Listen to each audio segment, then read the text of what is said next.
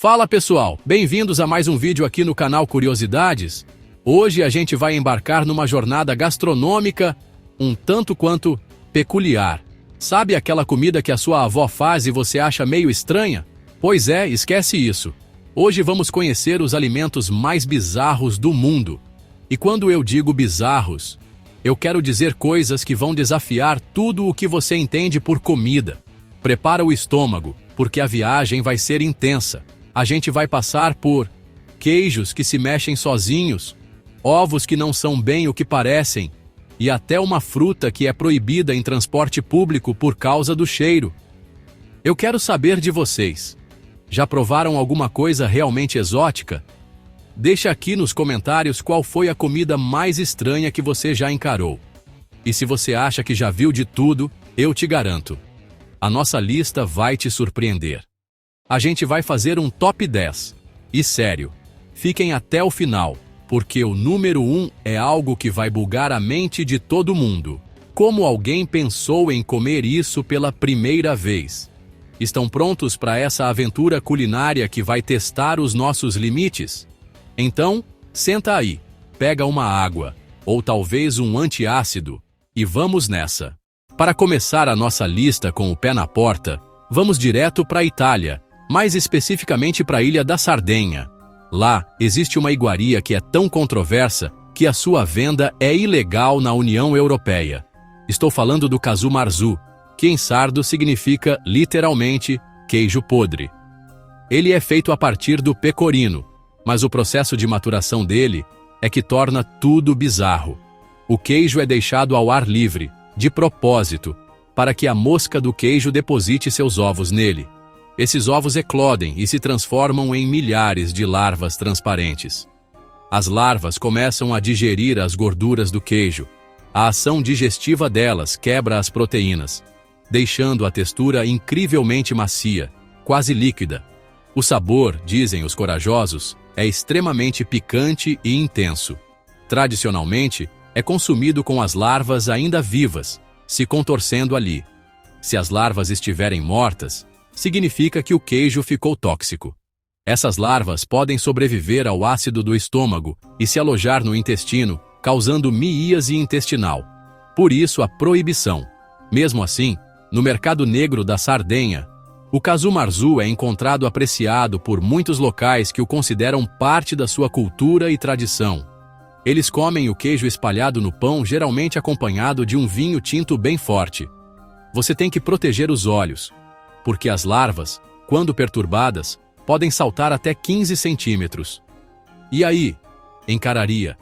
Para os sardos, o casu marzu é um patrimônio, tradição passada de geração em geração, um símbolo da vida pastoril da ilha.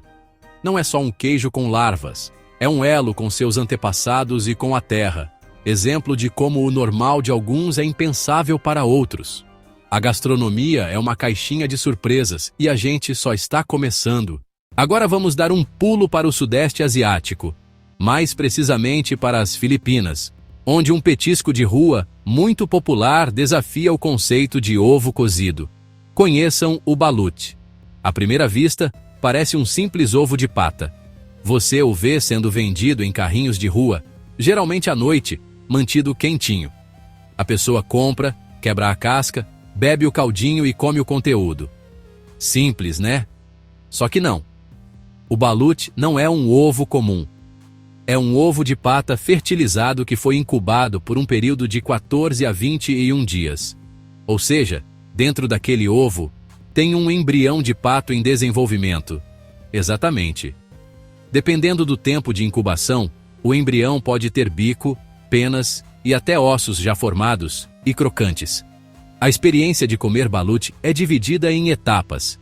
Primeiro, você faz um pequeno furo na casca e bebe o caldo, que é um líquido amniótico saboroso, descrito como um consomê de galinha rico. Depois, você descasca o resto do ovo e come o conteúdo. Lá dentro, você vai encontrar a gema, a clara, que fica com uma textura meio borrachuda, e claro, o pequeno feto do pato. Para os filipinos, é uma iguaria rica em proteínas, quase como um superalimento. Eles costumam temperar com sal, pimenta, vinagre e alho. Saindo das Filipinas, nossa próxima parada é a Coreia do Sul, para conhecer um prato que está, literalmente, vivo. Estou falando do Sannakji. A palavra significa polvo pequeno que se mexe. E é exatamente isso. O prato consiste em um polvo pequeno, ainda vivo, que é cortado em pedaços na sua frente e servido imediatamente. Mesmo depois de cortado, os tentáculos continuam se contorcendo no prato por causa da atividade neuromuscular que permanece ativa por um tempo. A experiência de comer Sannakji é uma verdadeira batalha. Você pega um pedaço do tentáculo com os pauzinhos, mergulha em óleo de gergelim e sal e leva à boca. Só que o tentáculo não se entrega fácil. As ventosas ainda funcionam e podem grudar na sua língua, no céu da boca ou, e aqui mora o perigo, na sua garganta. Todos os anos acontecem casos de pessoas que morrem asfixiadas comendo Sannakji. É um prato que exige respeito e muita mastigação. Para os coreanos, a graça está na textura única e na sensação do polvo se movendo na boca. Não é tanto pelo sabor, que é bem suave, mas pela experiência sensorial. É considerado um prato que demonstra vigor e vitalidade. É comum ser servido em bares e restaurantes, acompanhado de soju. É uma comida para ser compartilhada com amigos, um prato que gera conversa e risadas e um pouco de tensão. É um entretenimento gastronômico. Você teria coragem de lutar com a sua comida antes de engolir? Agora, vamos para a Escandinávia, mais precisamente para a Suécia, para falar de algo que não é bizarro pela aparência, mas pelo cheiro. Preparem-se para conhecer o surströmming. O nome significa arenque azedo.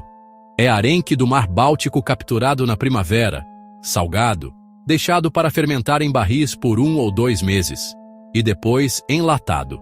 A fermentação continua dentro da lata, fazendo com que ela estufe e fique pressurizada. Isso já é um mau sinal. O cheiro do surströmming é lendário. É considerado um dos alimentos de odor mais pútrido do mundo. Peixe podre, ovos estragados, manteiga rançosa, um toque de esgoto. É tão potente que os suecos têm um ritual para abri-lo. Sempre ao ar livre, de preferência, dentro de um balde com água, para conter o jato de salmoura fétida que espirra. Abrir uma lata dentro de casa é pedir o divórcio ou ser expulso do condomínio. Existem vídeos de desafios com pessoas vomitando. Mas como isso virou iguaria? Para os suecos, especialmente no norte, é tradição de verão. Eles não comem o peixe direto da lata. Existe todo um preparo.